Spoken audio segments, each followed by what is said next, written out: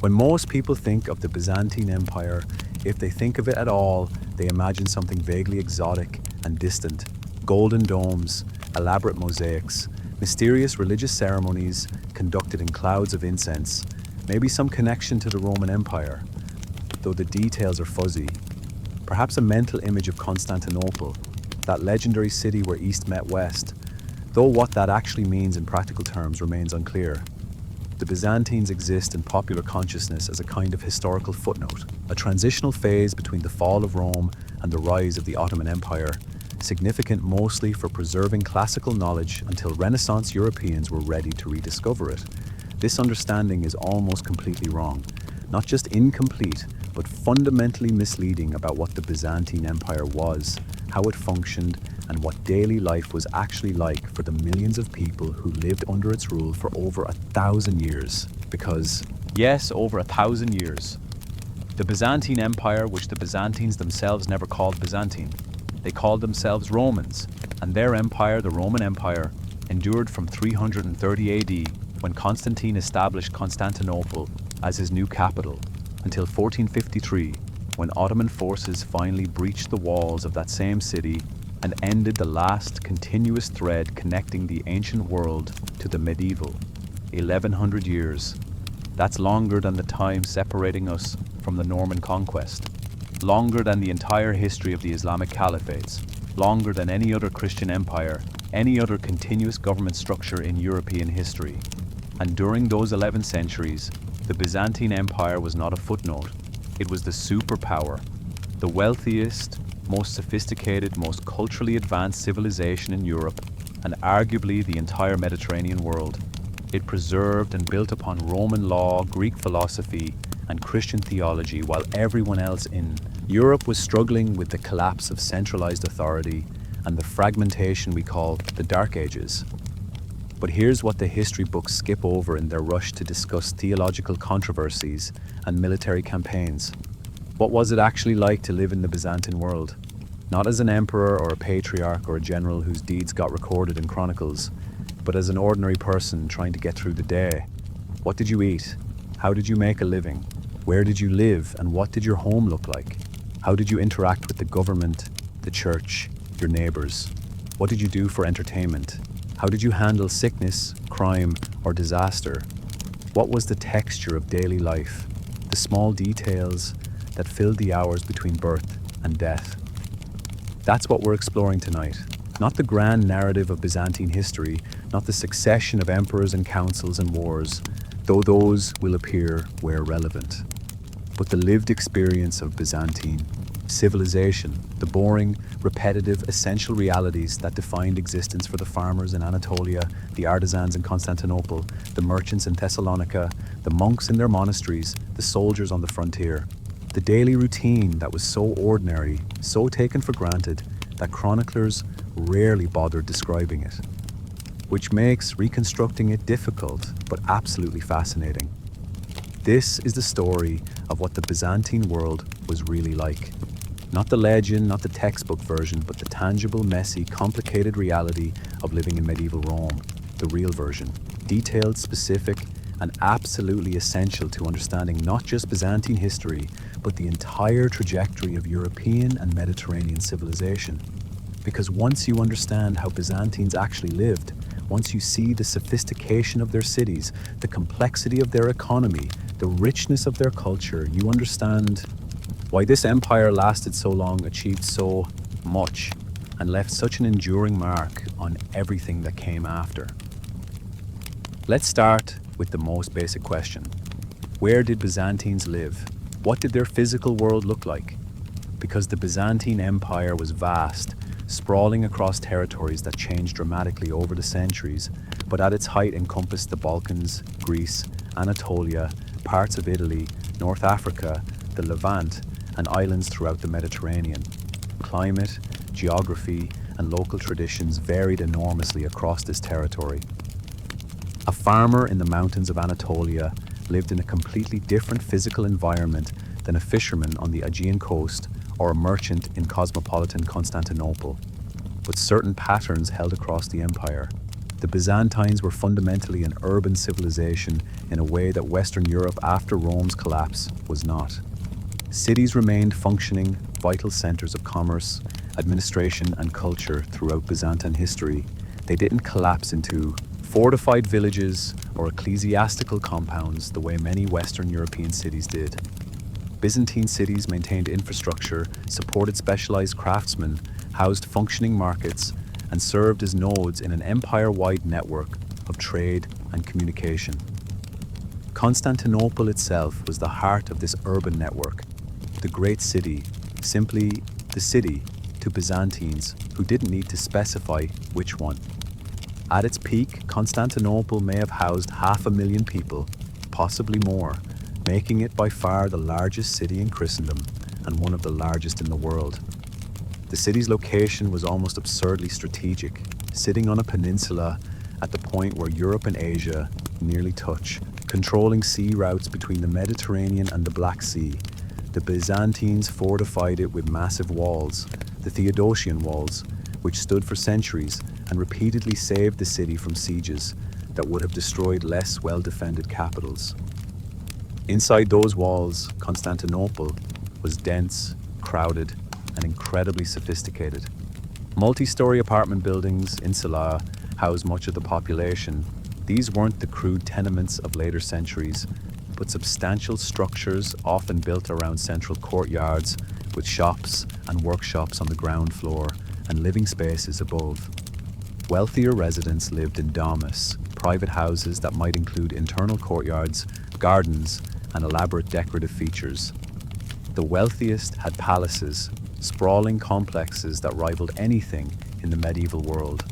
The streets were paved, at least the major thoroughfares were, a continuation of Roman engineering that had largely disappeared in Western Europe. The city had a functioning sewer system, public fountains that provided clean water, and public baths that remained popular throughout Byzantine history, even as they vanished elsewhere. These weren't just utilitarian spaces. The baths were social centers, places where people gathered, gossiped, conducted business, and enjoyed leisure in a way that connected them directly to ancient Roman tradition. Constantinople was organized into districts, each with its own character and population. The Mesi, the main street, ran from the Great Gate through the heart of the city to the Imperial Palace complex. Along and around it clustered the workshops of specialized craftsmen. Goldsmiths had their quarter. Silk merchants had theirs. Bakers, butchers, tanners. Each trade congregated in specific areas, creating neighborhoods defined by their economic function. The Hippodrome dominated the city's entertainment and political life.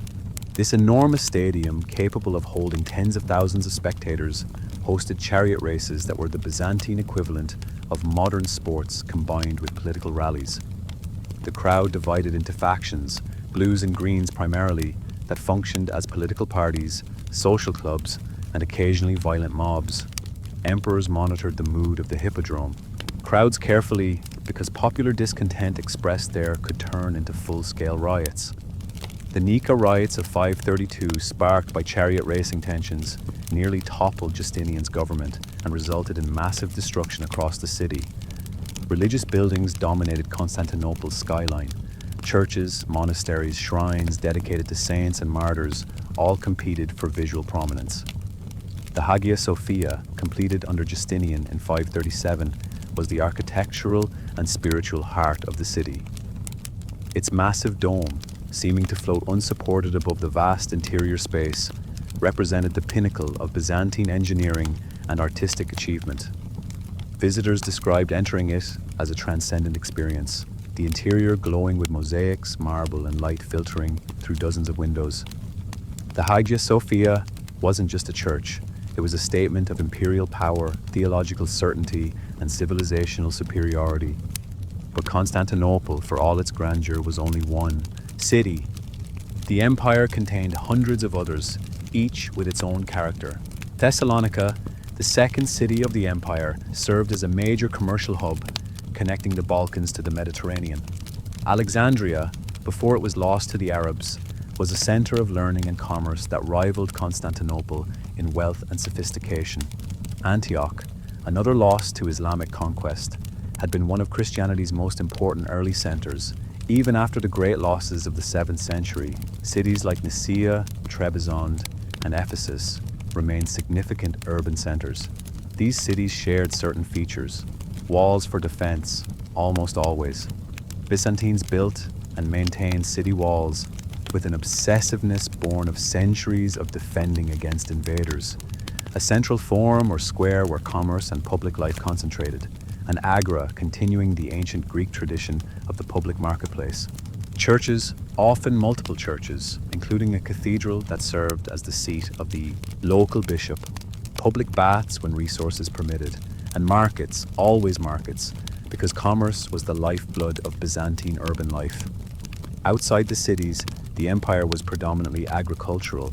The vast majority of Byzantines, perhaps 80 to 90%, lived in villages and worked the land. The Byzantine countryside was a patchwork of farms, estates, and small settlements, each contributing to the agricultural surplus that fed the cities and filled the state's granaries.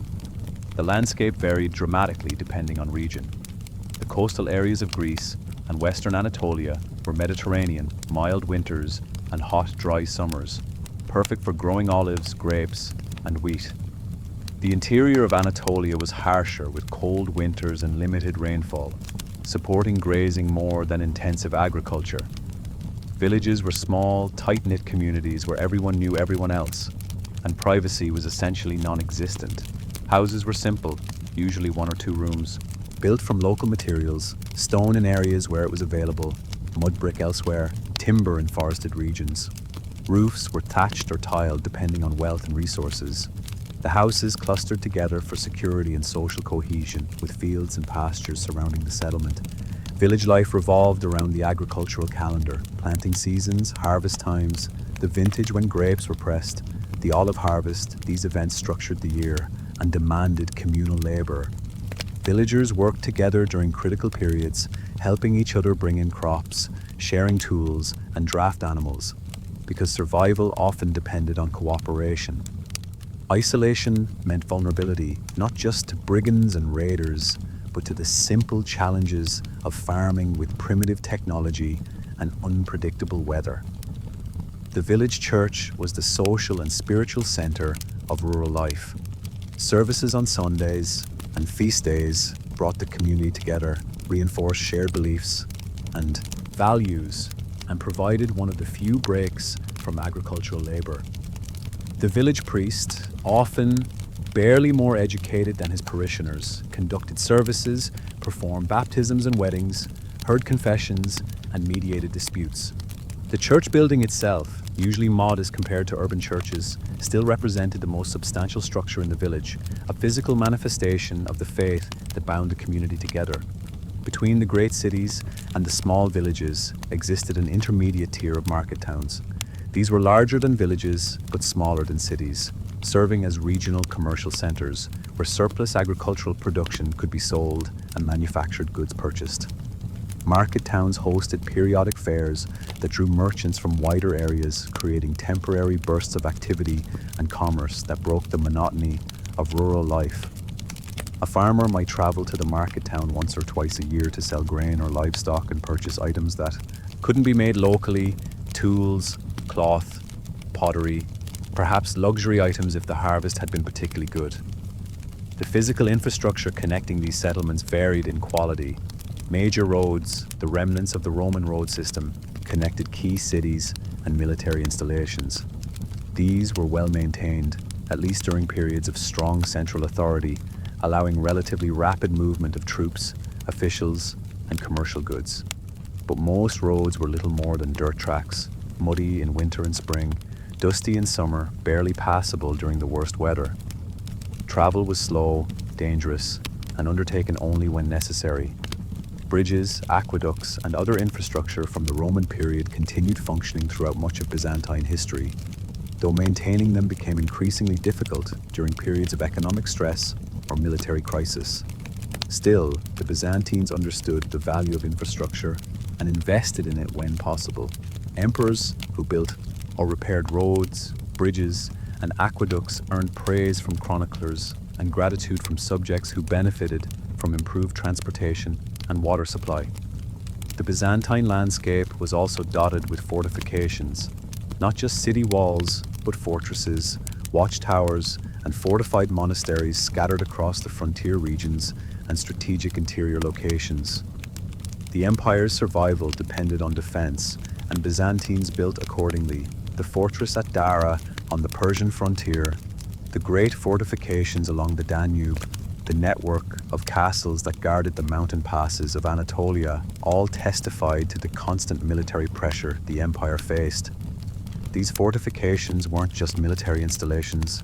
They were also economic centers, storage facilities for supplies, refuges for civilian populations during raids, and administrative hubs for the surrounding territories. A castron, a fortified town, might house a military garrison, a civilian population, workshops for producing weapons and supplies, granaries, cisterns, and churches. It was a complete community designed to survive siege and serve as a base for military operations.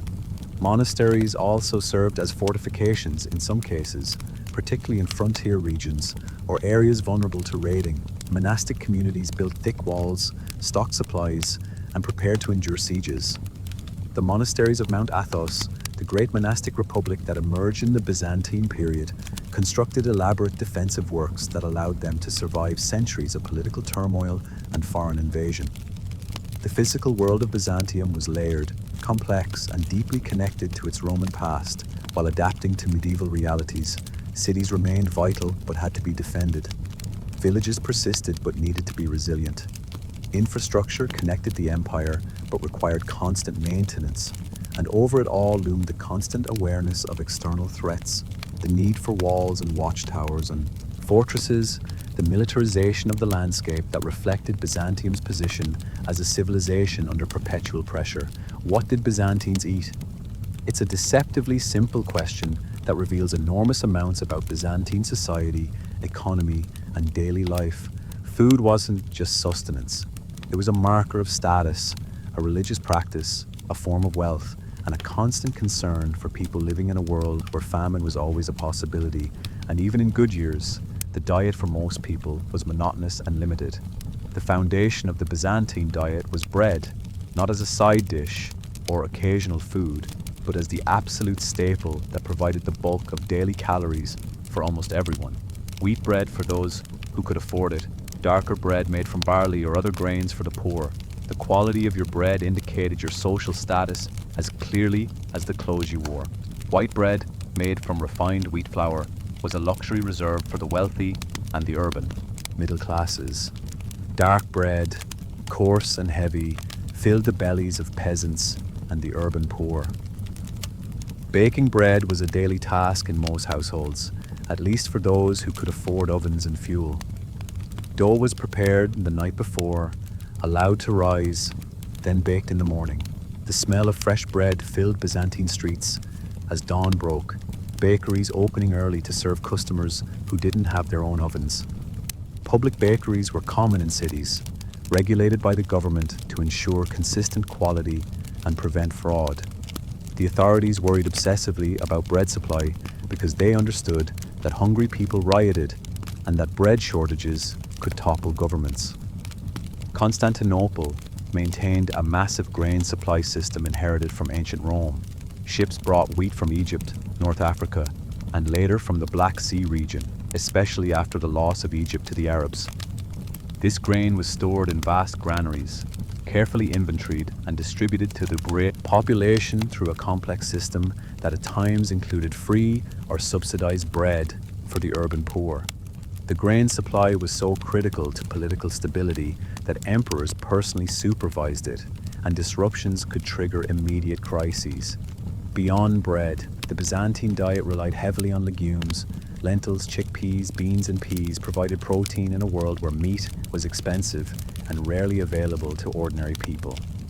These legumes were boiled into thick soups or stews, often with vegetables, herbs, and occasionally small amounts of meat or fish.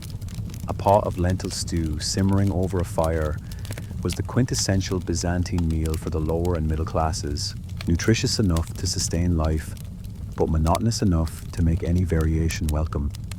Vegetables played a significant role. though the selection differed from modern expectations.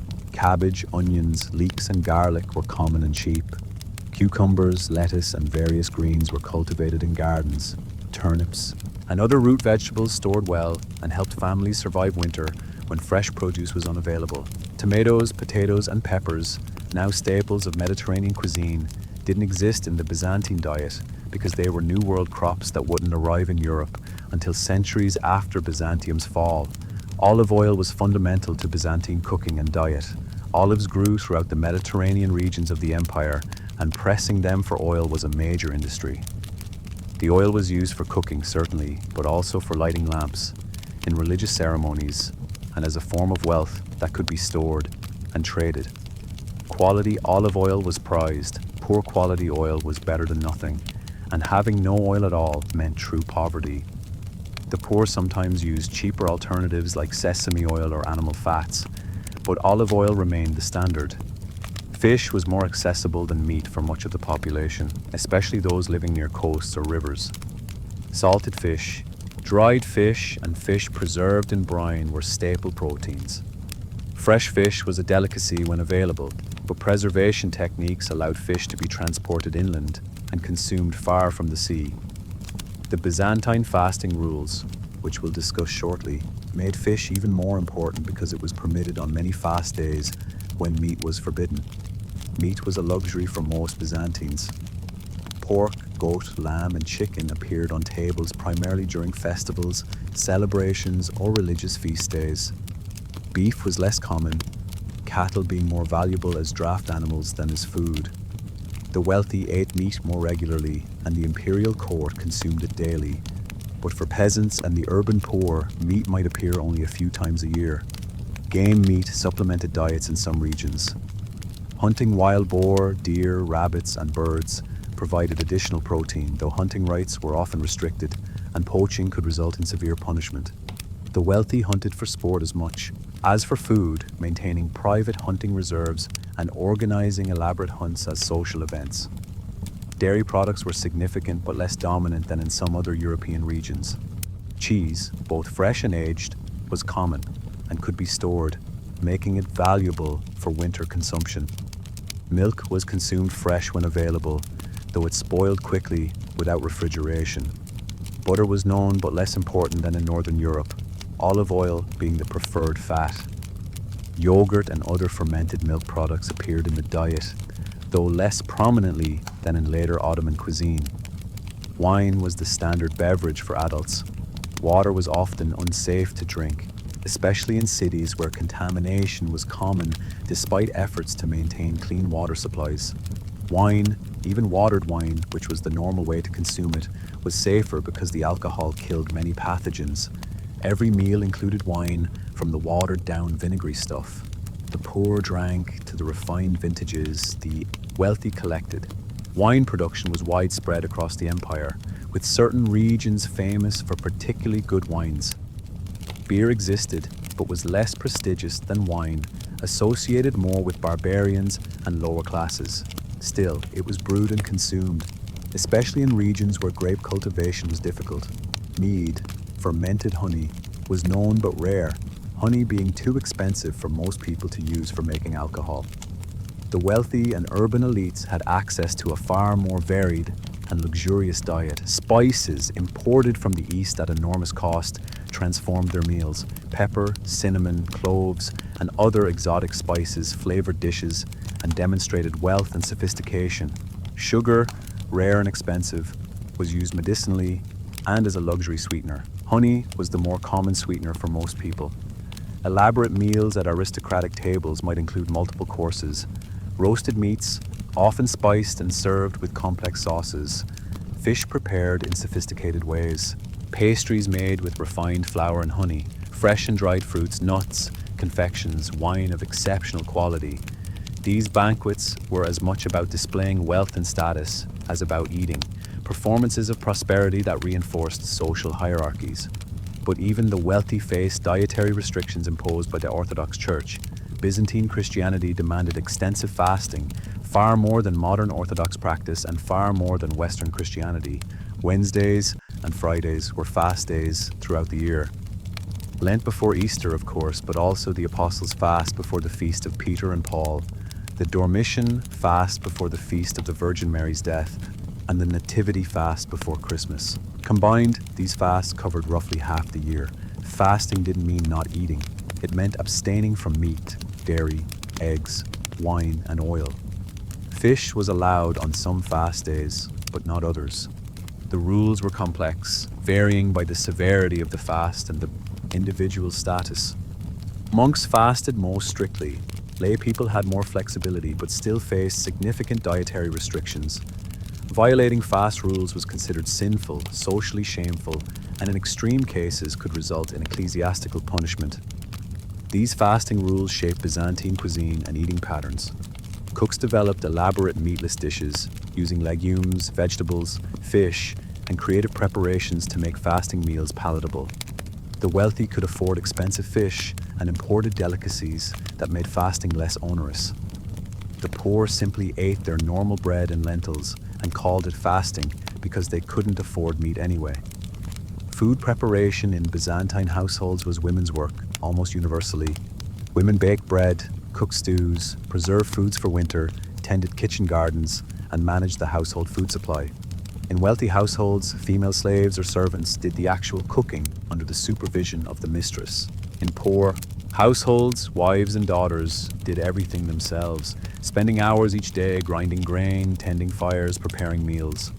Kitchens in wealthier homes might have multiple hearths, storage areas for food, and even separate spaces for different types of food preparation. The poor cooked over a single fire, often in a cramped, smoky space that served as cooking area, dining room, and living space all at once. Meals were social events, but less formalized than in many other cultures. The poor ate whenever food was ready, often standing or sitting on the ground, using bread as a plate and fingers, or simple spoons as utensils. Forks didn't exist. Knives were used for cutting, but not for eating. Food was served in communal dishes, and everyone ate from the same pot. Wealthier households ate more formally, reclining on couches in the Roman fashion during earlier Byzantine centuries, transitioning to sitting at tables in later periods. Servants brought multiple dishes, diners selected what they wanted, eating with their fingers in a manner considered elegant when done properly. Elaborate etiquette governed formal meals: who was served first, how to select food politely, how to converse appropriately. Food preservation was critical to survival. Grain could be stored for years if kept dry. Legumes kept well. Wine improved with age, at least good wine did. But fresh food spoiled quickly, so Byzantines developed extensive preservation techniques: salting, drying, smoking, pickling in brine or vinegar, all extended the life of perishable foods. Every household engaged in food preservation activities during the harvest season, preparing for winter when fresh food would disappear. Famines haunted Byzantine society. Bad harvests, whether from drought, flooding, warfare, or disease, could devastate entire regions. The state maintained grain reserves and attempted to distribute food during famines, but these efforts were often insufficient. Famine years saw mass deaths, desperate migrations as people fled starvation zones and social upheaval. Chroniclers recorded famines as disasters on par with invasions and plagues, measuring their severity by how many died, and how desperately the survivors resorted to consuming animals, wild plants, or even worse. Food, then, was both mundane and critically important in Byzantine life.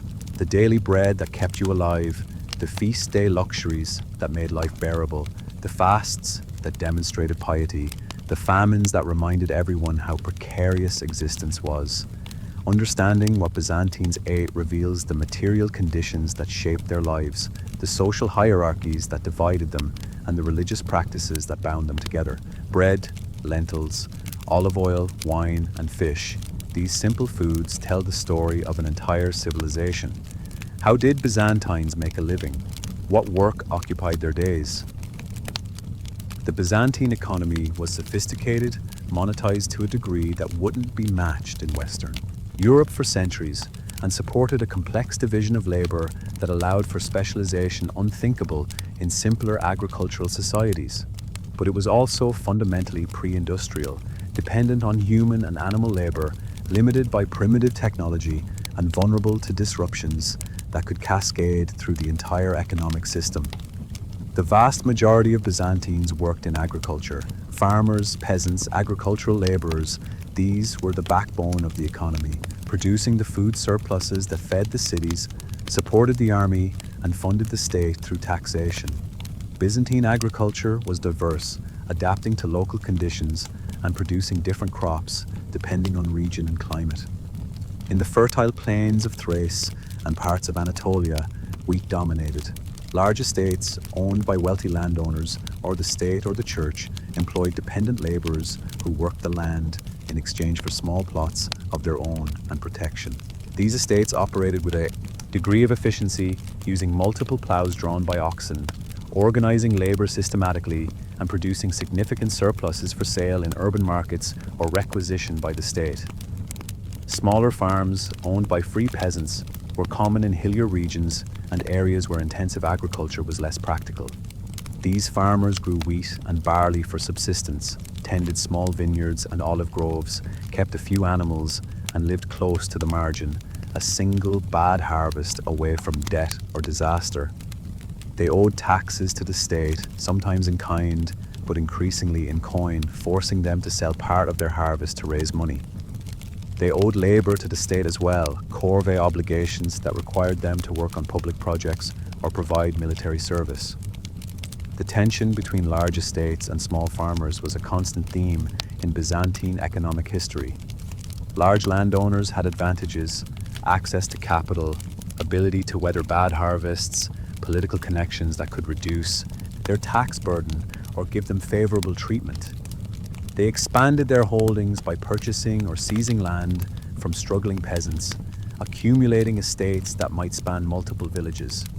The state viewed this with alarm. Independent peasant farmers were valuable both as taxpayers and as a recruiting pool for the army. The growth of large estates threatened both, so various emperors, particularly in the Middle Byzantine period, issued legislation attempting to protect peasant landholding, restricting the ability of the wealthy to purchase peasant land and trying to reverse the concentration of property. These laws were only partially effective.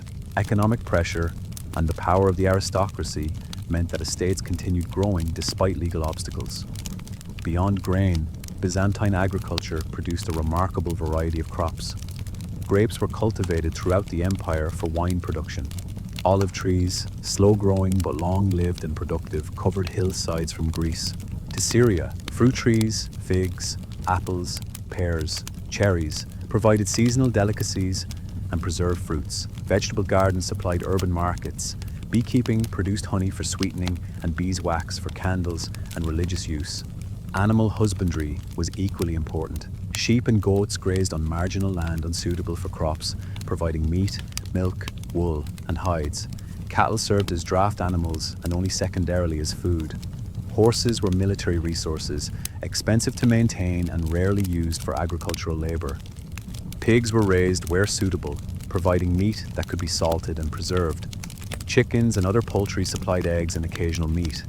The agricultural calendar structured rural life completely.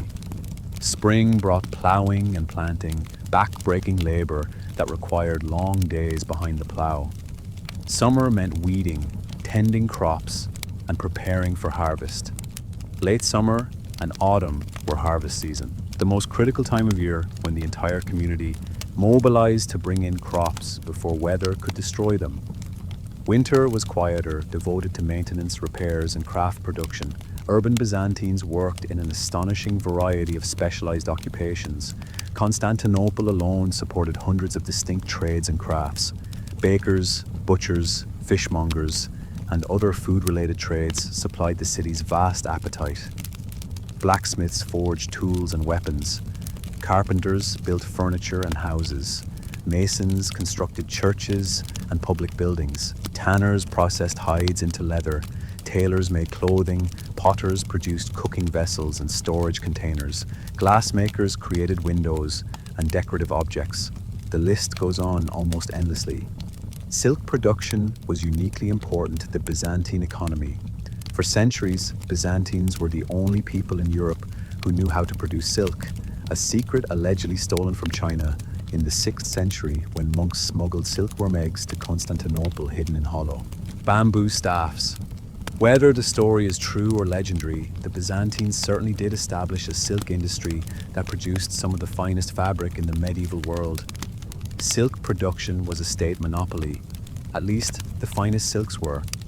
Imperial workshops in Constantinople employed thousands of workers in various stages of the process, raising silkworms on mulberry leaves, harvesting the cocoons, unwinding the delicate silk threads, dyeing them in brilliant colors, using expensive imported dyes, weaving them into fabric of extraordinary quality.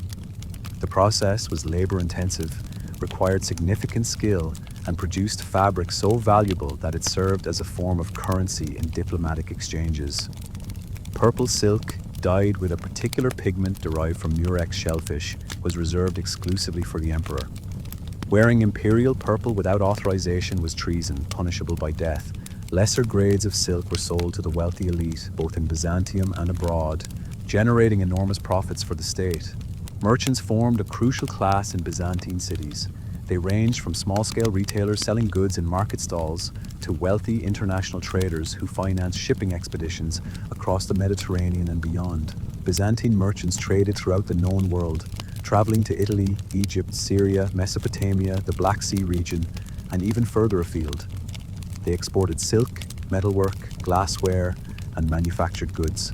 They imported spices, ivory, precious stones, exotic woods, and luxury items from Asia and Africa. Trade was lucrative but risky.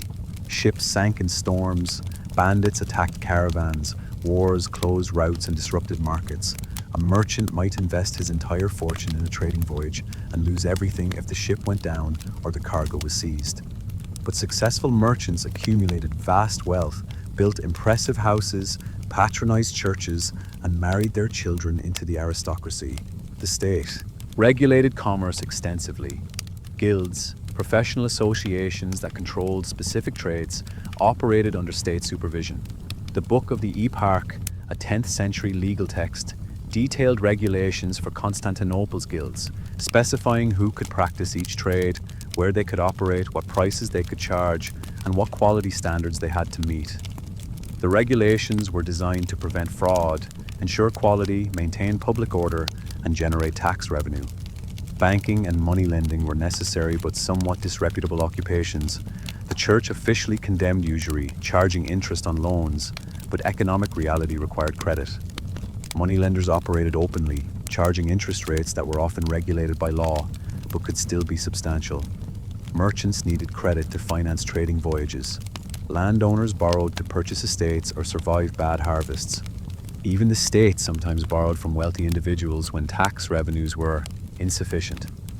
The Byzantine economy was monetized to a remarkable degree. Gold coins, the solidus or numisma, served as the empire's primary currency for centuries, maintaining remarkable stability. These gold coins were recognized and accepted throughout the Mediterranean world and beyond, facilitating international trade and serving as a store of value. Silver and copper coins circulated for smaller transactions, allowing even the poor to participate in market exchanges. Taxes were the foundation of state revenue and a constant burden on the productive population.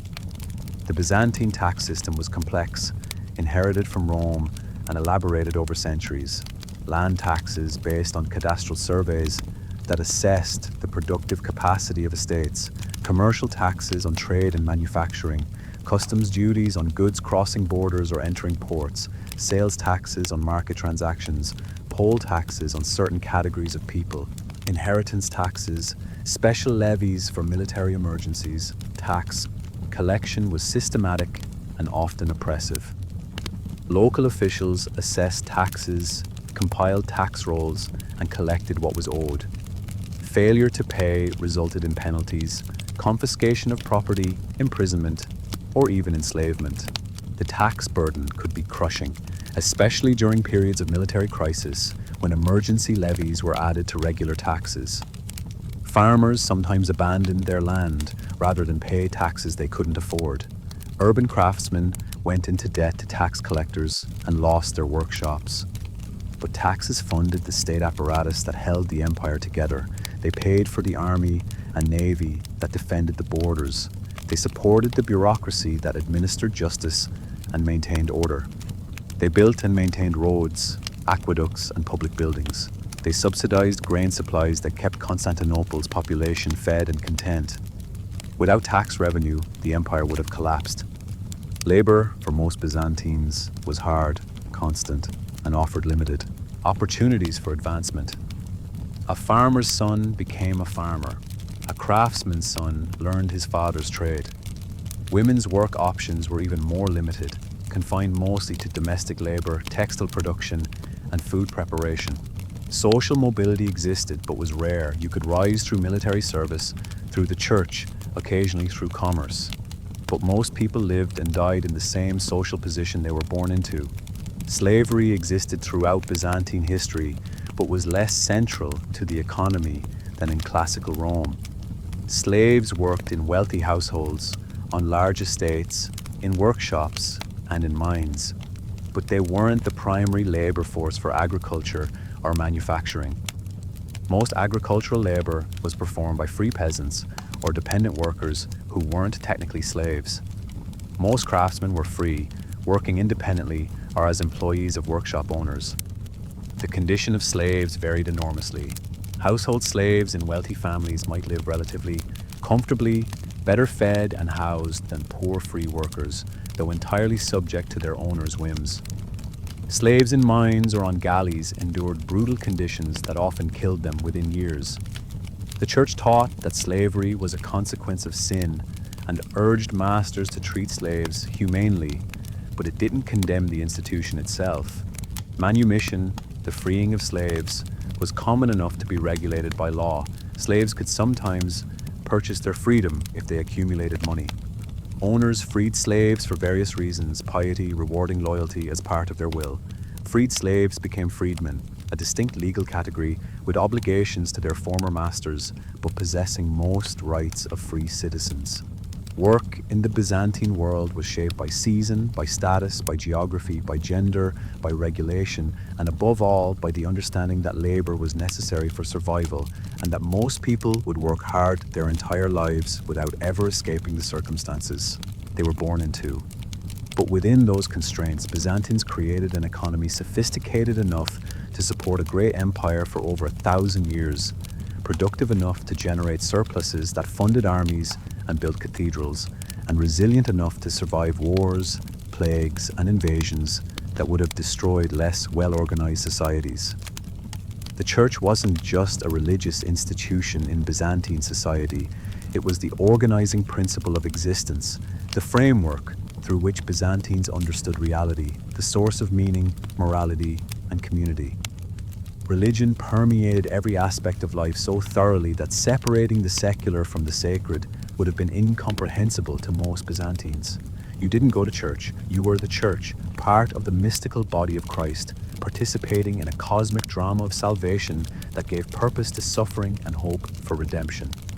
The day began with prayer, morning prayers at home, simple devotions before a household. Icon, perhaps the Trisagion, the Holy God, Holy Mighty, Holy Immortal, have mercy on us. Perhaps the Lord's Prayer, perhaps prayers to the Virgin Mary or a favorite saint. These weren't elaborate rituals. They were brief moments of connection with the divine, acknowledgement that the day ahead was lived under God's watchful eyes. The devout might attend morning liturgy at their local church.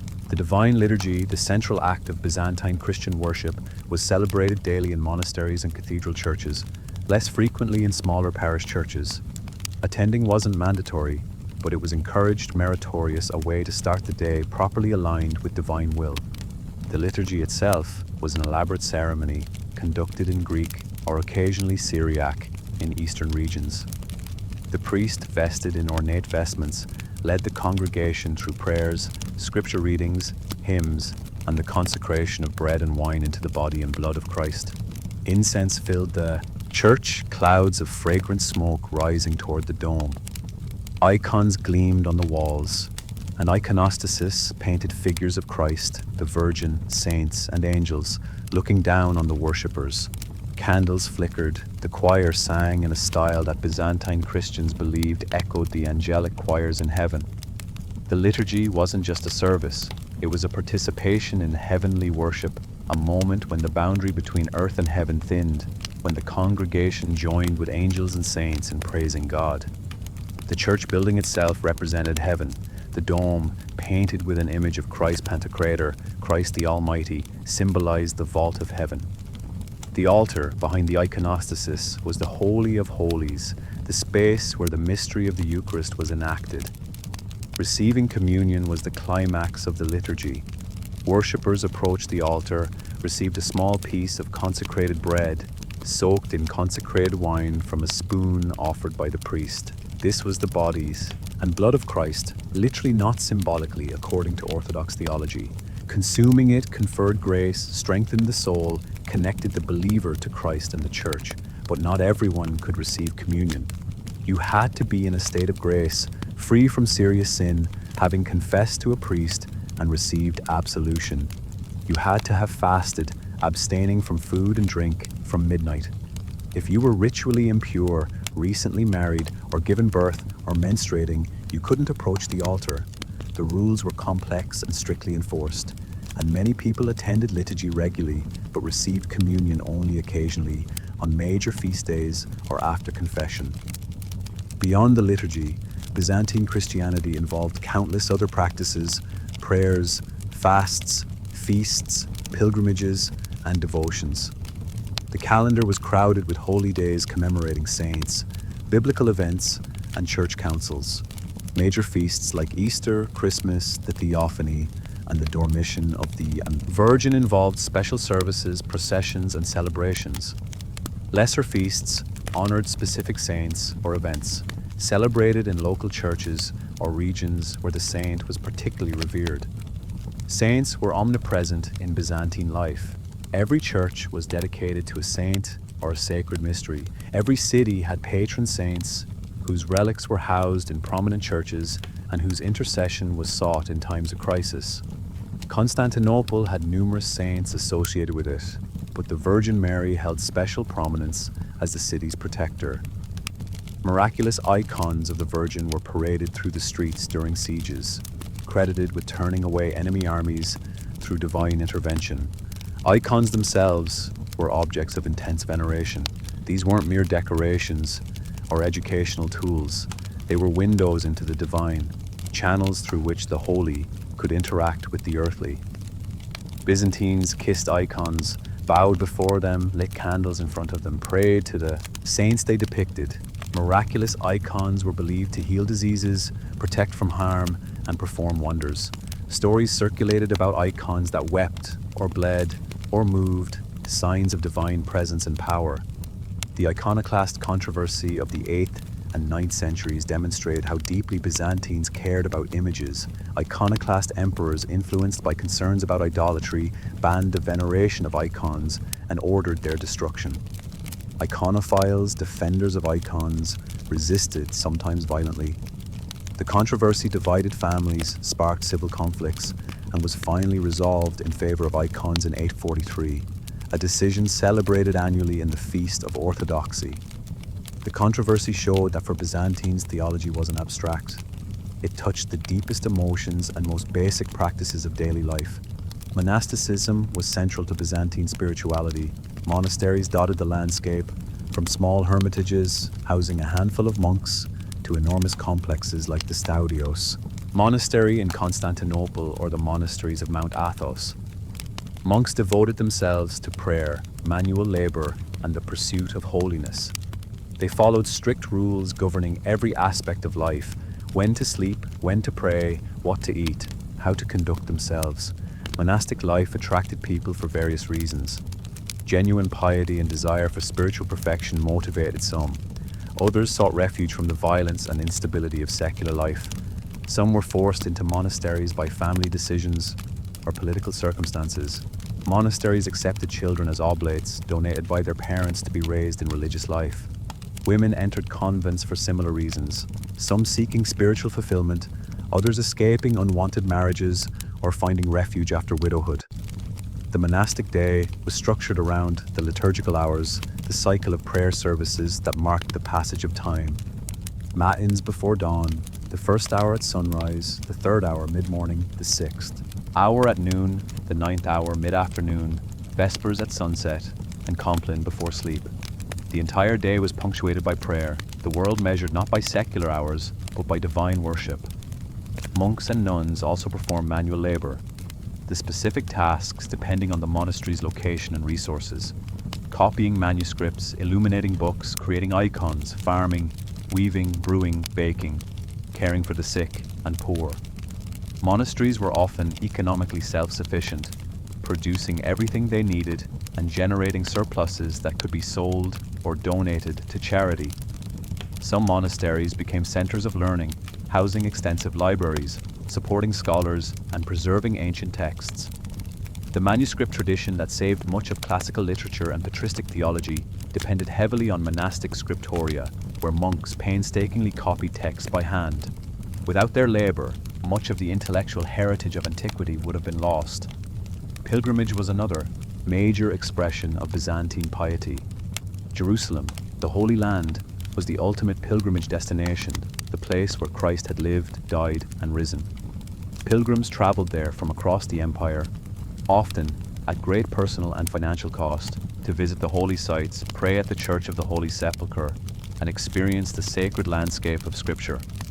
Other pilgrimage sites dotted the empire: Ephesus, associated with the Virgin Mary and St. John; Thessalonica, where St. Demetrius was buried; numerous locations where saints had lived or been martyred, or where their relics were housed.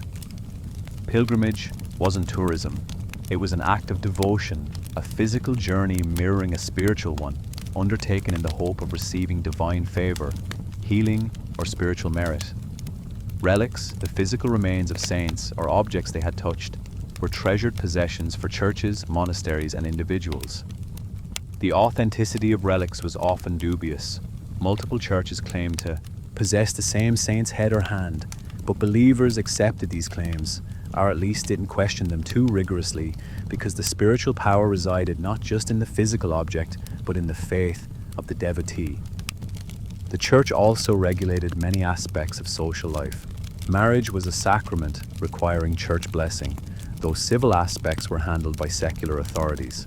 Divorce was possible but difficult, requiring ecclesiastical approval and acceptable grounds like adultery or abandonment. The church defined incest broadly, forbidding marriage not just between close blood relations, but also between distant cousins and even spiritual relations like godparents and godchildren. Sexual morality was a constant concern of church authorities.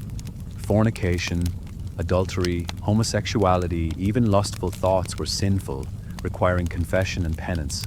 The church taught that sexual activity was only legitimate within marriage and only for procreation. Even marital sexuality was hedged with restrictions. Couples were supposed to abstain during fast periods, on Sundays and major feast days, during pregnancy and nursing. These rules were honored more in the breach than the observance, but they shaped attitudes and created guilt. Confession was required for serious sins and recommended regularly. Penitential practices varied but often involved fasting, prostrations, almsgiving, or temporary exclusion from communion. The goal was purification, restoring the soul to a state of grace, preparing for a worthy death and judgment. Death and burial were thoroughly Christianized. The dying received last rites, confession, anointing, and communion. Burial followed Christian practices, the body washed and wrapped, prayers said, the funeral liturgy celebrated. Cemeteries were consecrated ground, often surrounding churches. The dead were remembered in prayers and memorial services, ensuring their souls progressed toward salvation. The afterlife was vividly imagined. Heaven, a place of eternal joy in God's presence. Hell, eternal torment for the damned. And for most people, an intermediate state, a place of purification where prayers and liturgies offered by the living could benefit the dead.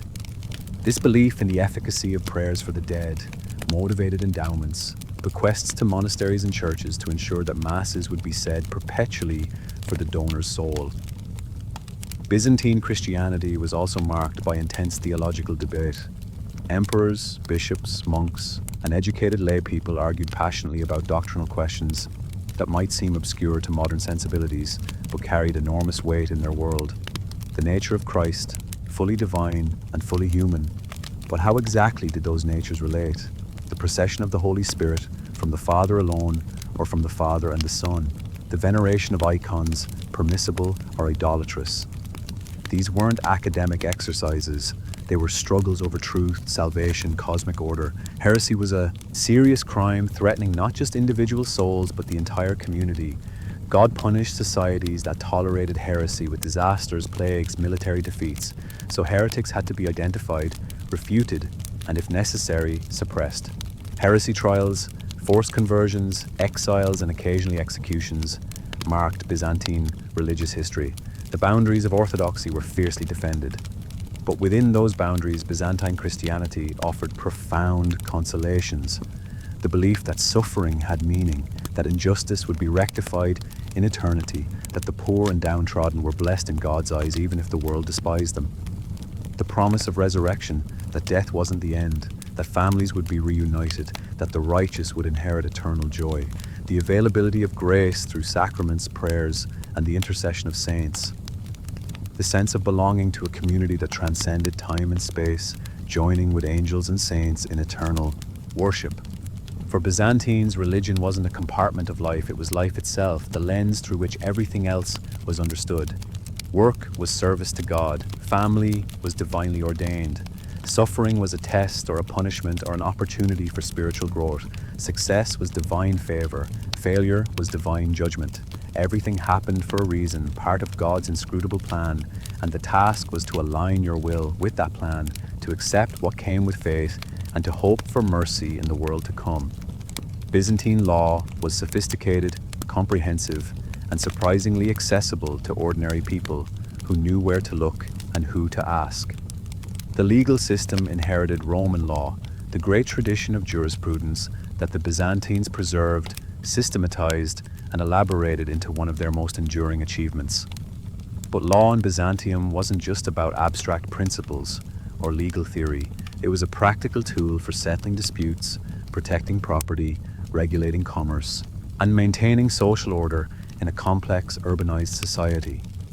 The foundation of Byzantine law was the Corpus Juris Civilis, the body of civil law, compiled under the Emperor Justinian in the 6th century. This massive legal code brought together centuries of Roman legislation, legal opinions, and jurisprudence into a systematic, organized framework. It included the Codex, a collection of imperial laws, the Digest, a compilation of legal opinions from famous jurists, the Institutes, a textbook for law students, and the Novels, new laws issued by Justinian himself. This code was written in Latin initially, but later Byzantine emperors issued new laws in Greek, the language ordinary people actually spoke and understood. Legal education taught both languages, ensuring that lawyers and judges could navigate the older Latin texts while conducting business in Greek. The transformation from a Latin legal culture to a Greek one reflected the broader shift in Byzantine civilization, becoming less Roman and more distinctively Eastern as centuries passed. Courts operated at multiple levels. Village disputes might be settled by local officials or priests acting as informal mediators. Nobody wanted to travel to the city and spend money on legal proceedings if a local solution could be found. Neighbors argued over property boundaries, water rights, debts, insults. The village headman or priest would listen to both sides, consult community opinion, and render a judgment that both parties were pressured to accept.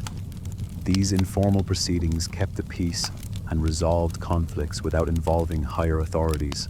For more serious matters, cases went to urban courts presided over by professional judges. These judges were appointed officials, often with legal training, who heard cases, examined evidence, and rendered verdicts based on law and precedent. Trials were public, conducted orally, with both parties presenting their cases.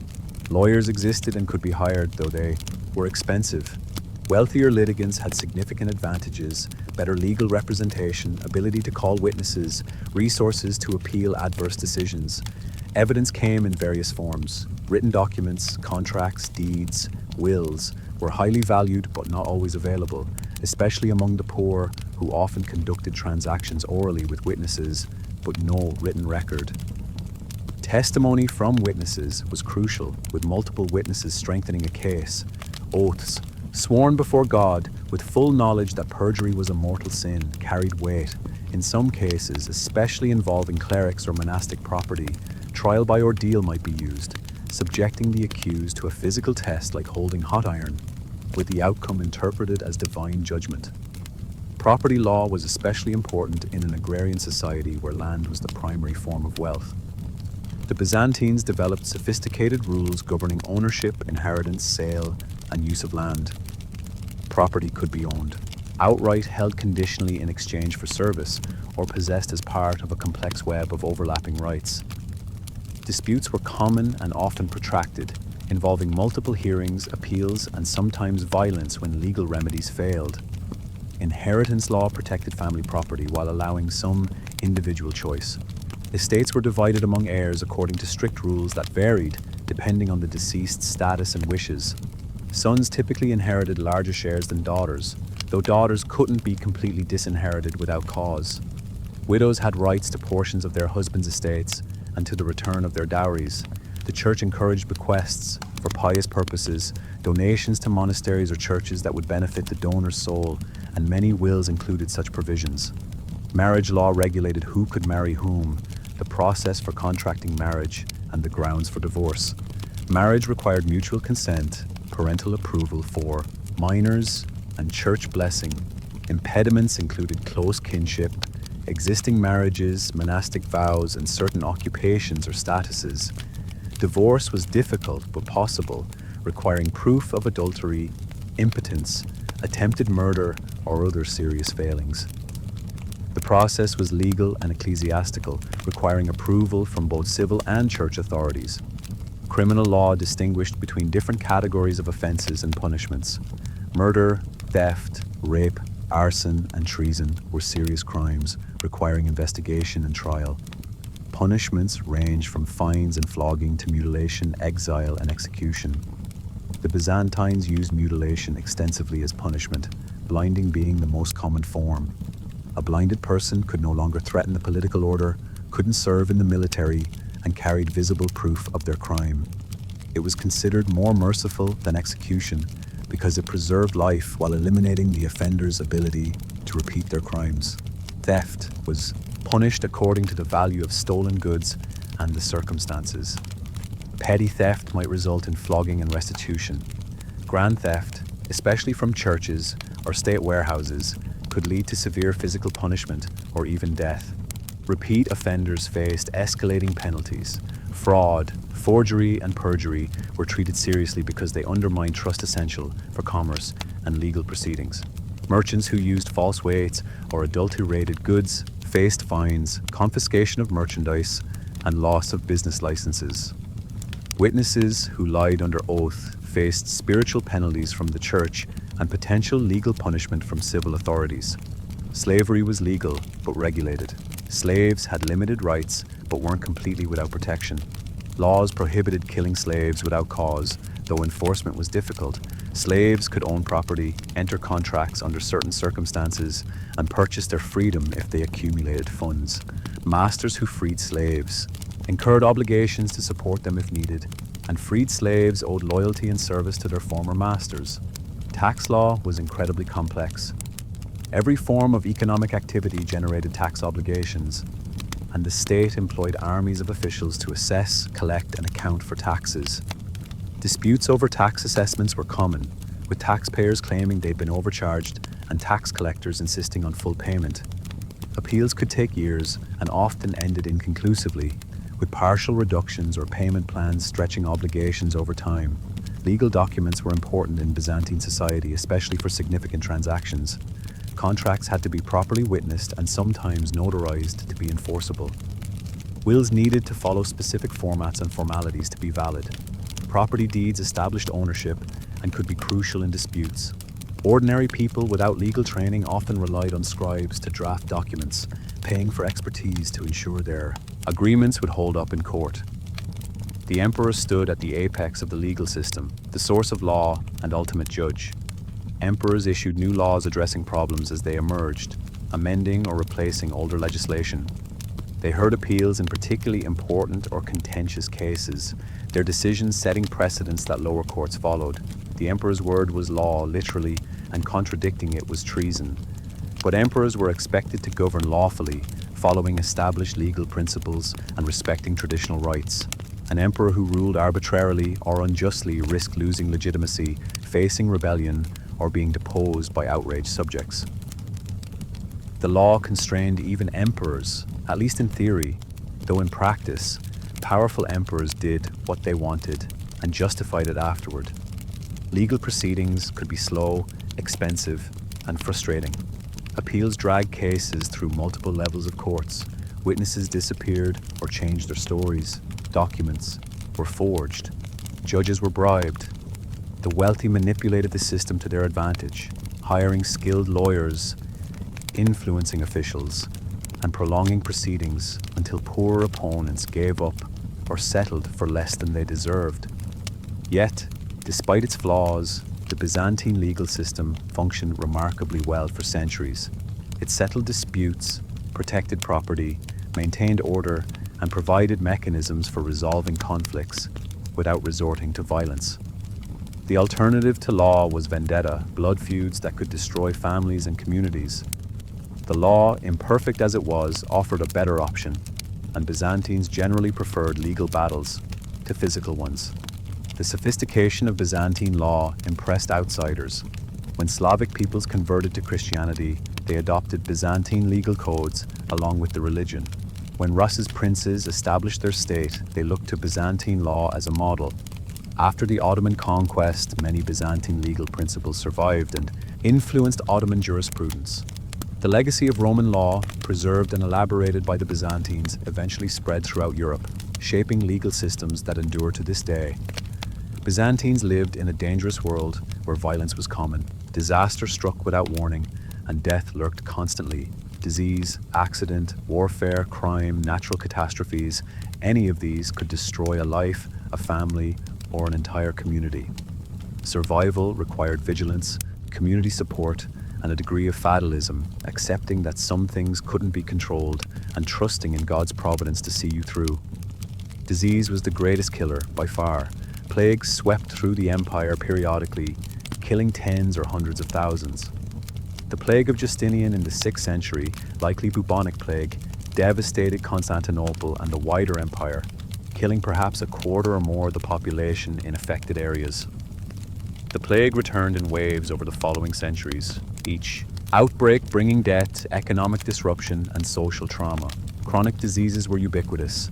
Malnutrition weakened immune systems, making people vulnerable to infections. Tuberculosis was common, a slow wasting disease that killed over years.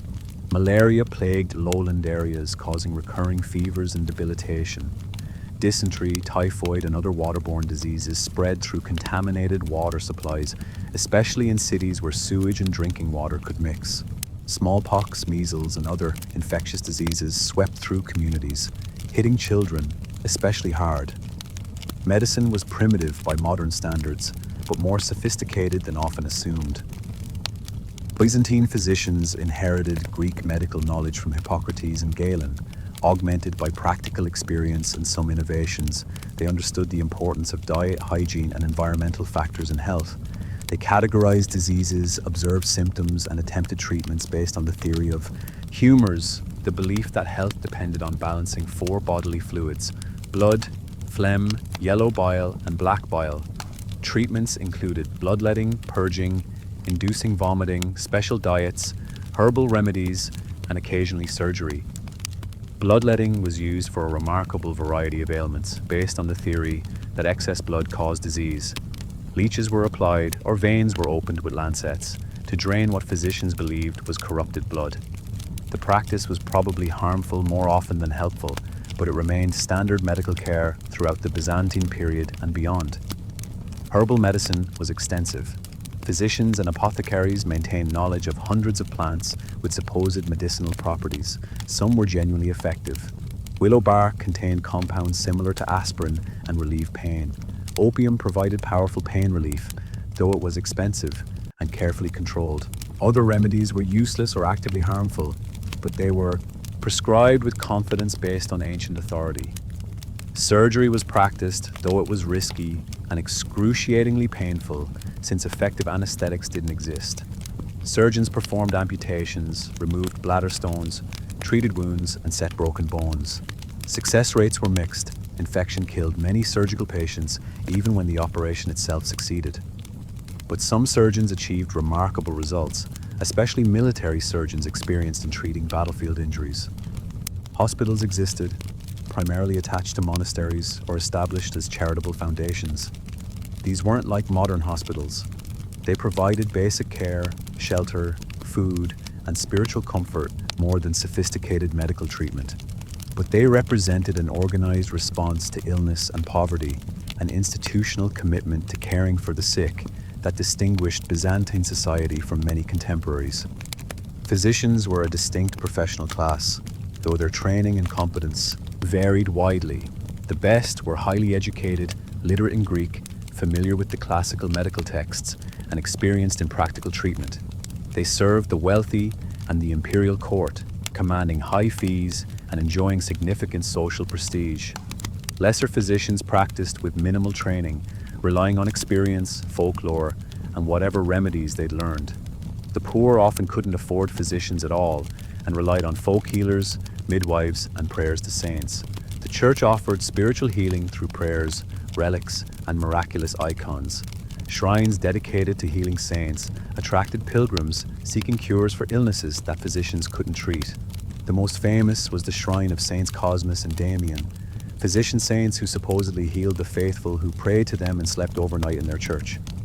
Whether these cures were psychosomatic, spontaneous remissions, or genuine miracles, believers credited them to divine intervention. Accidents and injuries were common in a world without modern safety equipment or awareness. Construction workers fell from scaffolding. Farmers were injured by tools or kicked by animals. Fires caused burns, sometimes devastating entire neighborhoods. Sailors drowned in shipwrecks. Travelers were injured in falls or attacks. Treatment was basic, cleaning wounds, setting broken bones, hoping for healing before infection set in. Childbirth was particularly dangerous for women.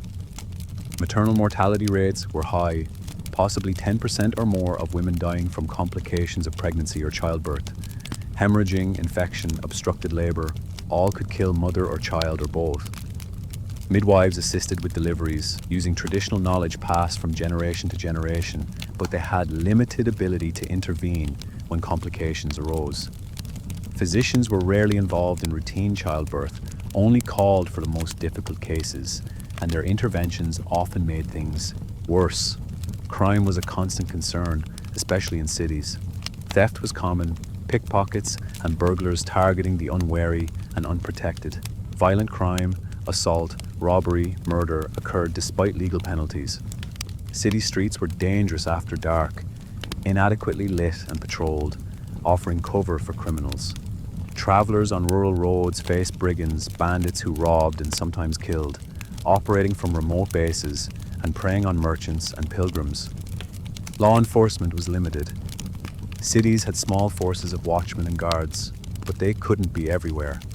The state relied on public cooperation, encouraging citizens to report crimes and assist in capturing criminals. Victims of theft or assault often had to pursue their own cases, gathering evidence, identifying suspects, bringing charges. The state prosecuted serious crimes like murder and treason, but lesser offenses often required private initiative. Punishment was public and harsh, designed to deter others through fear. Floggings in public squares, thieves having their hands cut off, adulterers paraded through streets, executions conducted before crowds. The spectacle of punishment reinforced social norms and demonstrated the state's power. Whether it effectively deterred crime is questionable, but it satisfied the public demand for justice and vengeance. Natural disasters struck unpredictably. Earthquakes were common across Anatolia and the Balkans, destroying buildings, killing inhabitants, disrupting communities. Major earthquakes could level entire cities, requiring years of rebuilding and sometimes never fully recovering.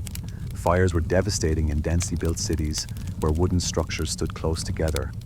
A single fire could consume entire neighborhoods before being brought under control, and arson was feared as both a criminal act and a weapon of war.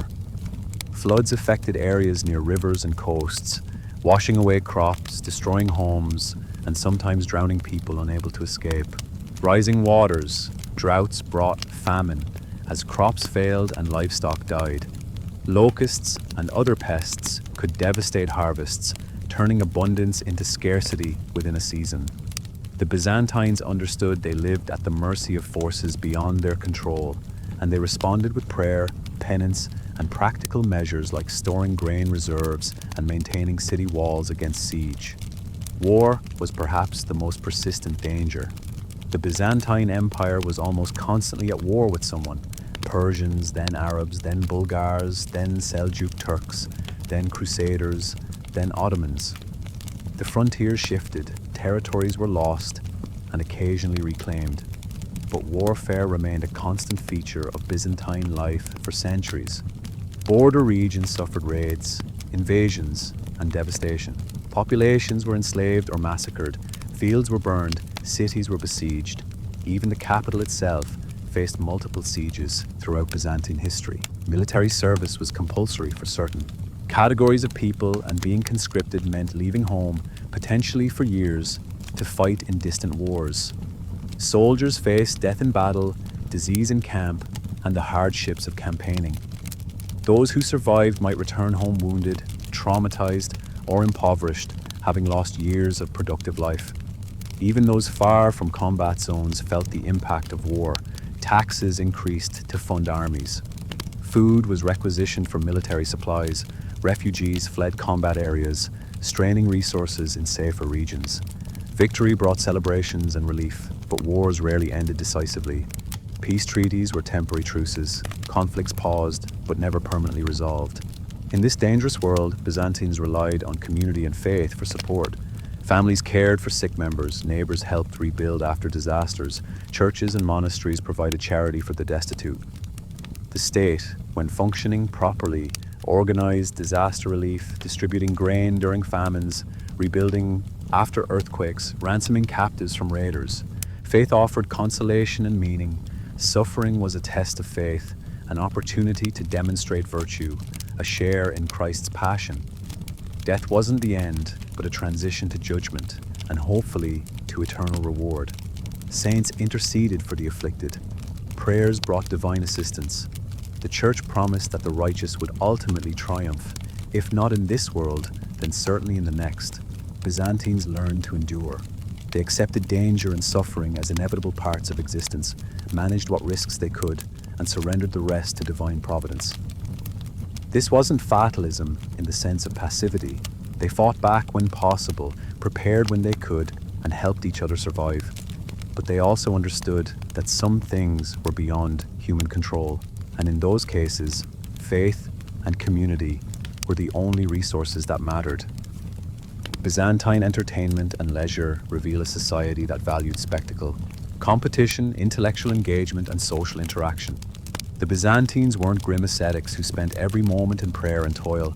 They found time for pleasure, celebration, and the pursuit of enjoyment, though always within bounds set by Christian morality and social propriety. The Hippodrome was the greatest venue for public entertainment in Constantinople and the emotional heart of the city. Chariot racing wasn't just sport, it was politics, social identity, and mass catharsis, all rolled into one. The races themselves were thrilling, teams of horses pulling chariots at dangerous speeds around the track, drivers risking death in crashes that were common and often fatal.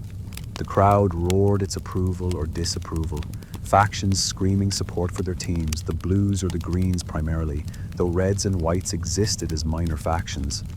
These factions were more than sports fans. They were organized groups with political influence, social welfare functions, and militia capabilities. The blues and greens had their own neighborhoods, their own patron saints, their own social networks. Emperors cultivated faction support, attending races, showing favor to one side or the other, using the factions to mobilize popular support or intimidate opponents. Race days were major events. Tens of thousands packed the Hippodrome, creating a spectacle of noise, color, and emotion. Emperors appeared in the imperial box, the Kathisma, acknowledging the crowd's cheers or weathering their jeers. The mood of the Hippodrome crowd was a political barometer. An emperor, who lost the crowd's support was vulnerable. An emperor who commanded their loyalty had powerful allies. The races themselves were elaborate productions, multiple races per day, with ceremonies, parades, and performances between races. Acrobats, dancers, musicians, and mock battles entertained the crowd. Prizes were awarded to winning charioteers, who became celebrities famous throughout the empire. Their names recorded in inscriptions and mosaics, but the hippodrome could turn violent. The Nika riots of 532 began with tensions between factions during races and escalated into a full-scale urban revolt that nearly destroyed the city and toppled Justinian. Thousands died before the riot was suppressed. The hippodrome's capacity to both unite and inflame the population made it a tool of governance, but also a potential threat. Other forms of entertainment were less dangerous, but equally popular. Theatre, inherited from classical antiquity, survived in modified forms. Byzantine theatre was less sophisticated than classical drama, more focused on spectacle, mime, and bawdy comedy. Performances included acrobatics, animal acts, and satire that sometimes mocked even powerful figures, though criticizing the emperor too directly was dangerous.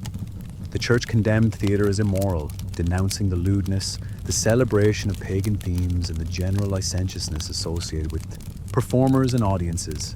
But theatre persisted despite ecclesiastical disapproval, because people enjoyed it and emperors allowed it, understanding that controlled entertainment prevented worse disorders. Music was everywhere in Byzantine life, from liturgical chanting in churches to secular songs at banquets and celebrations. Byzantine music was sophisticated, with complex systems of modes and notation that have only partially been reconstructed by modern scholars. Instruments included lyres, flutes, drums, and organs. The Byzantines invented the water organ, a complex instrument that used water pressure to drive air through pipes, creating sounds that impressed visitors as almost magical. Dancing was popular, though again condemned by the church when it became too sensual or occurred in inappropriate contexts. Folk dances at festivals and celebrations were tolerated, but professional dancing, especially by women, was associated with prostitution and moral degeneracy. Still, people danced at weddings, at harvest festivals, at private banquets, expressing joy through movement despite clerical frowning. Intellectual pursuits occupied the educated elite, reading and discussing literature, philosophy, theology, history. The wealthy maintained private libraries, collected manuscripts, and patronized scholars. Philosophical societies discussed Plato and Aristotle, debating metaphysics, ethics, and logic. These discussions were sometimes suspect, as pagan philosophy could lead to heretical conclusions, but they continued, often under imperial patronage. Games of chance and skill were popular at all social levels. Dice games were ubiquitous, played in taverns, markets, and homes, despite being illegal and repeatedly condemned. Gambling was forbidden by law and church teaching, but enforcement was lax and violations common. Board games, including an early form of chess, were played by the educated and wealthy. Public baths remained social centers, especially in the early Byzantine period. Bathing wasn't just hygiene, it was leisure, a place to meet friends, discuss business, relax, and enjoy massages and grooming services. The baths declined in later Byzantine centuries as resources became scarce and Christian suspicion of bodily pleasure grew, but they never disappeared entirely. Banquets were major social events for the wealthy. These weren't just meals, but elaborate performances of hospitality, status, and culture. Multiple courses, fine wines, entertainment between courses, conversation that might range from philosophy to politics to scandalous gossip. Hosts competed to impress guests with the quality of food, the sophistication of entertainment, the elegance of their homes. Table manners were codified, with elaborate etiquette governing who sat where, who was served first, how to eat politely. Guests reclined on couches in the traditional Roman fashion during the early period, transitioned to sitting at tables in later centuries. Meals could last hours, wine flowing freely, loosening tongues, and sometimes leading to arguments or worse. Religious festivals provided community celebrations that mixed piety with festivity. Easter was the greatest. following the solemn fast of Lent with joyous celebration. Special foods, processions, music, and general rejoicing marked the resurrection. Christmas, less important than Easter, but still significant, brought its own celebrations. Saints' feast days, especially the patron saint of a city or church, occasioned festivals with processions, special liturgies, markets, and entertainments. These festivals were genuinely popular, not just imposed from above. They gave people reasons to celebrate, breaks from routine, opportunities for community bonding. They reinforced shared identity and values, reminding everyone they were part of the Christian Roman Empire, heirs to a great tradition, protected by God and the saints. Hunting was the sport of emperors and aristocrats. Elaborate hunts in imperial parks or private estates, pursuing deer, wild boar, bears, and birds, with trained dogs, hawks, and weapons. Hunting required wealth to maintain horses, dogs, and hunting grounds. It demonstrated masculine prowess, military skills translated to sport. Success in hunting showed divine favor and natural superiority. Common people hunted too, but for food rather than sport. Trapping rabbits, birds, and small game supplemented diets and provided occasional income. Poaching from aristocratic reserves was common, despite penalties, the lure of fresh meat overcoming fear of punishment. Children's play is less documented, but can be inferred. They had toys, dolls, balls, miniature weapons, and tools. They played games that mimicked adult activities, practicing skills they'd need as adults. Boys might play at being soldiers or merchants. Girls played house, caring for dolls as they'd care for children. Street games, running, chasing, hide and seek, occupied children in cities and villages. Education, for those who received it, was a form of intellectual leisure for the elite. Wealthy families hired tutors to instruct sons, sometimes daughters, in grammar, rhetoric, mathematics, philosophy, and theology. Classical literature was studied, Homer's epics memorized, Attic Greek grammar drilled endlessly. The educated could quote classical authors, compose poetry, engage in sophisticated wordplay. Education wasn't just practical, it was a marker of status, proof of cultural refinement. Byzantine leisure then was diverse, ranging from mass spectacles in the hippodrome to intimate philosophical discussions in private libraries. Entertainment served social and political functions, binding communities, expressing identities, providing outlets for energies that might otherwise turn destructive. The church tried to channel leisure toward pious purposes, with mixed success. Secular and sacred competed constantly for people's time, attention, and passion. The result was a complex, vibrant culture that valued both divine worship and earthly pleasure, seeking somehow to balance both, never quite achieving perfect harmony, but creating a civilization distinctive and enduring. The story of the Byzantine world reaches its end, not with sudden collapse, but with slow decline, a centuries-long diminuendo that saw the great empire gradually reduced until almost nothing remained. The final centuries of Byzantium are often treated as footnote, a postscript to an empire whose glory days were long past. But these were still centuries of human experience, of people living, working, loving, dying within a civilization that remembered its greatness even as it faded. The Fourth Crusade of 1204 was a catastrophe from which Byzantium never fully recovered. Western crusaders, supposedly en route to fight Muslims in the Holy Land, were diverted to Constantinople through a combination of Venetian manipulation and Byzantine internal politics. They ended up besieging and capturing the great city, sacking it with a thoroughness that shocked even contemporary observers. Churches were looted, relics stolen, artwork destroyed, or carried off to Venice and other Western cities. The Latin Kingdom of Constantinople was established, a Western feudal state imposed on Byzantine territory. Byzantine successor states survived in Nicaea, Trebizond, and Epirus, keeping alive the claim to Roman continuity. In 1261, the Nicaean emperor, Michael VIII, Palaiologos, recaptured Constantinople and restored the Byzantine Empire. But the restoration was hollow. The empire was a shadow of its former self, reduced to a few territories around Constantinople, parts of Greece, and scattered holdings in Anatolia. The economic base was shattered, the population depleted, the political prestige irreparably damaged. The final 2 centuries of Byzantium were marked by heroic resistance against impossible odds. The Ottoman Turks, rising from small beginnings in Anatolia, systematically conquered Byzantine territories. One by one, cities fell: Nicaea, Bursa, Adrianople. The Ottomans surrounded Constantinople, controlling the territories around it, squeezing the capital from all sides. The Byzantine Empire shrank to little more than Constantinople itself, and a few outposts. Yet Constantinople endured, its massive walls still formidable, its defenders still proud, its emperors still claiming to rule the Roman Empire. The city survived multiple sieges. In 1422, Ottoman forces besieged the city but withdrew without taking it. The Byzantines had purchased another 3 decades of existence.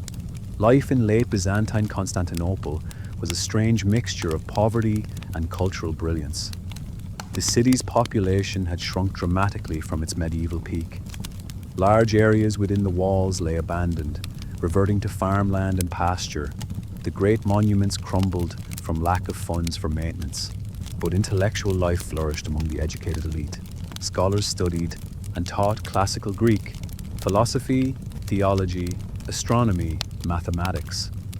The manuscripts they preserved and copied would become crucial sources for the Italian Renaissance. The theological debates continued, surprisingly vigorous for a dying empire. The question of union with the Western Church dominated. Could Byzantium save itself by accepting papal authority and the Filioque clause, the Western addition to the creed that the Orthodox rejected? Emperors desperately seeking Western military aid against the Ottomans negotiated union, signing agreements at councils in Lyon and Florence, but the Byzantine people largely rejected these unions. Better the Sultan's turban than the cardinal's hat, some said, preferring Muslim conquest to theological submission to Rome. In May 1453, the final siege began. Sultan Mehmed II, determined to take Constantinople, assembled a massive force and surrounded the city. The Byzantines, led by the last emperor Constantine XIII's Palaiologos, defended desperately with a tiny garrison supplemented by Venetian and Genoese volunteers. For nearly 2 months, the defense held. The massive walls, built 1,000 years earlier, continued protecting the city as they had for so long. But Mehmed had cannons, enormous bombards, that pounded the walls relentlessly. On May 29th, after weeks of bombardment and failed assaults, Ottoman forces breached the walls. The city fell. Constantine XIII, refusing to flee, died fighting in the streets, his body never identified. The Byzantine Empire, the last continuous link to ancient Rome, ended. The Ottoman conquest transformed Constantinople into Istanbul, capital of a new empire. The Hagia Sophia became a mosque. The Greek population was supplemented by Muslim settlers. Byzantine culture didn't disappear immediately. Ottoman administration borrowed heavily from Byzantine precedents. Greek remained an important language. Christian communities survived under Ottoman rule, maintaining traditions that connected them to their Byzantine past. But the Byzantine world as a political and cultural system was finished. Its legacy, however, endured. Byzantine law influenced legal systems across Europe and beyond. Byzantine art and architecture inspired artists for centuries. Byzantine scholarship preserved classical texts that would otherwise have been lost. The Orthodox Church, shaped by a Byzantine theology and liturgical practice, continued ministering to hundreds of millions. The daily life of Byzantines, the routines and practices we've explored, the cities and villages, the agriculture and trade, the religious devotion and entertainment, all of this faded into history. The world those people knew, the Byzantine world, disappeared, replaced by other civilizations, other ways of life. But in another sense, it never entirely disappeared. The heritage of Byzantium lives in the churches and monasteries still standing across Greece and the Balkans. It lives in the liturgies still celebrated in Orthodox churches. It lives in the manuscripts preserved in libraries. It lives in the legal codes that shaped modern law. and it lives in the memory of a civilization that endured for over 1,000 years, that preserved and built upon classical culture, that created art and architecture of surpassing beauty, and that gave meaning and order to the lives of millions who lived and died under its rule. This is what the Byzantine world was really like. Not the simplified textbook version, not the exotic fantasy, but the lived reality of ordinary and extraordinary people navigating a complex, sophisticated, deeply religious civilization.